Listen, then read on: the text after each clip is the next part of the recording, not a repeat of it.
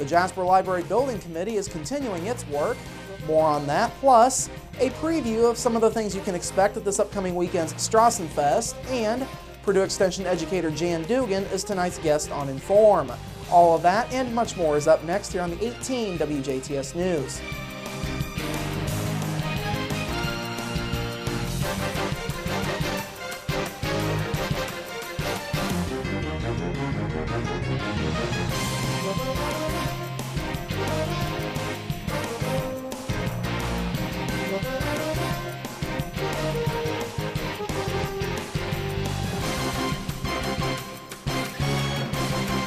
Hello, I'm Bradford Raths. Well, discussions on the future of the Jasper Library are continuing. Last night, the Jasper Library's Building Committee met to discuss the three options that are being considered for the future. Those are rebuilding on the current Jasper Library site, utilizing part of the former Hoosier Desk building as the new library, or building a new library on land along South Newton Street. Now, work on the current building would also have several options. Those are to tear the current building down and build a new building from the ground up, or to do a two-phase rebuild that would allow for part of the old building to remain open while construction goes on in the other area.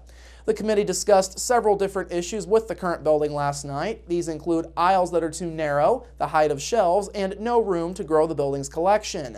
The current building is 11,000 square feet as a whole, and just 3,400 square feet of it is used for housing the collection.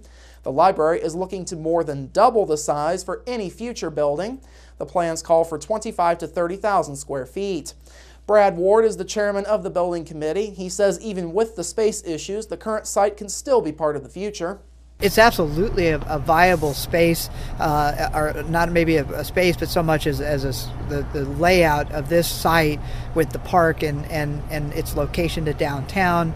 It has good qualities to focus on our civic engagement being downtown. Discussions also continued last night about the former Hoosier Desk building and the South Newton Street properties as options. The Hoosier Desk building was recommended by consultants Gamble and Associates. That firm put together the city's downtown riverfront master plan. As for the South Newton property, Ward says it is a bit of a wild card because it was voted down during the previous referendum. However, he says there is good reason for having it as an option. We think that there is some short-sightedness if we don't look at our community as being developed on both sides of the river. Currently, we tend to view downtown as only on south of the river, and north of the river has tremendous potential, especially in light of the city visions and how you would repurpose Jasper Desk and Hoosier Desk and utilize the riverfront. So the reality is we're just thinking outside the box. The committee has briefly discussed sites outside of the downtown area, but the idea of such a location has not gained much traction as of this point. As for Ward, he says regardless of what property is used for the building, keeping Jasper's Library downtown will be vital in the future. Downtown is the heart of any city, and for us to look outside of the heart of the city, I think is very it's not an advantageous move for the community. It's not advantageous for the library.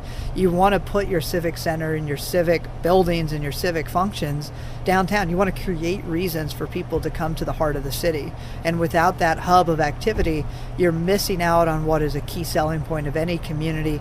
The building committee is now nearing the end of its work. Ward expressed a desire last night to have the work done after just 2 more meetings. The committee will be meeting on August 11th and again on August 18th to conclude its role. Recommendations would then likely be presented at a special meeting of the Jasper Library Board to be held sometime in September. The date and time of that meeting have not yet been determined. Jasper-based German-American Bancorp has reported a record-breaking financial performance for the first half of this year. Net income for the first half of 2014 was at $13 million, or 98 cents per share. That is a roughly 5% increase from last year's numbers at this time. Second quarter earnings came in at $6.7 million, or 51 cents a share. Last year's second quarter produced $6.5 million, or 52 cents a share. This year's net income to date is also up from $6.3 million, or 48 cents per share, from this year's first quarter. GAB Chairman and CEO Mark Schrader says the company's record performance over the first half of the year has been driven by an ability to generate double-digit annualized loan growth, both during the second quarter and over the last 12 months. This year's comparisons were affected by the inclusion of United Commerce Bancorp, which GAB acquired back in October, a new financial center in Columbus that opened in December of last year, and the rollout of new digital banking systems over the first half of the year. In other business, the company announced this quarter's cash dividend. It's set at 16 cents per share and is payable on August 20th for shareholders of record as of August 10th. A new leadership team is now in place for the Vocations Department of the Sisters of St. Benedict of Ferdinand. The new team is led by co-directors Sister Teresa Gunter and Sister Anita Louise Lowe. Other members of the team are Sisters Jackie Kissel, Rachel Garrisitano, Joe Ruber, Barbara Jean Libahusen, Kathy Cash, Sarah Youngworth, Jane Will, and Judy DeWig. Sister Teresa most recently served as youth minister for the Evansville-based St. Anthony Parish. Sister Anita Louise also serves as Monastery of Immaculate Conception liturgist and music minister. She previously served as Director of Vocations at the monastery, among other roles.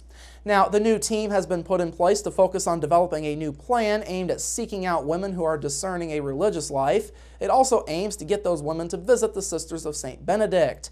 The team is working to develop plans for a discernment house, which would allow women to further explore life as a Benedictine sister. Sister Teresa says the plan will wind up accomplishing several different things. First, they're going to learn about our sisters and our community.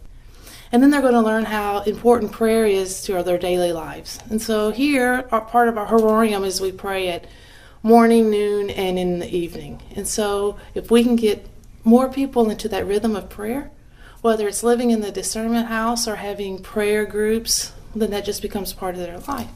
Sister Teresa is asking anyone who knows any women who may be interested in religious life to contact her. You can do so by calling the monastery at 367-1411 or by emailing tgunter@thedome.org. Well, tomorrow marks the beginning of Strawsome Fest, and the downtown square area certainly was looking the part today. Setup work for the stages, information booth, and beer garden areas are now completed. Crews spent this morning and most of the day just putting the finishing touches on this setup in preparation for tomorrow's kickoff of Strawsome Fest. Now, the events get underway at 9 o'clock tomorrow morning with a youth golf tournament at Rookser Golf Course.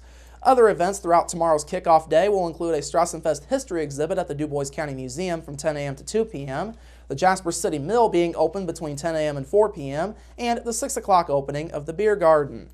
Of course, the official opening ceremonies for this year's Strawsome Fest will be at 6:15 tomorrow night on the main stage. This year's Strawsome Fest is set to run through Sunday.